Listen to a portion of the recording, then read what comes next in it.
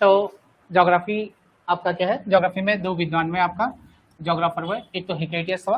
Hecataeus ने आपका जो बुक लिखी वो क्या लिखी, जस्ट क्या लिखी, पीरियोडोटस लिखी, जिसका मतलब क्या है, डिस्क्रिप्शन ऑफ अर्थ, पृथ्वी का व्याख्या, ठीक है ना।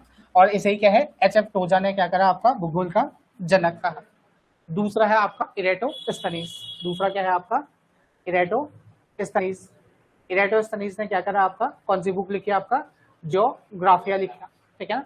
और सबसे पहले इसी ने आपका क्या है, भूगोल जो शब्द है, भूगोल शब्द भी क्या करा, सबसे पहले किसने दिया, आपका इरेटोस्थनीज ने दिया, ठीक है। तो ज्योग्राफिया बुक लिखी। ज्योग्राफिया बुक में आपका क्या है, जो पृथ्वी की परिधि है उसे मापने का काम क्या है, किसने करा।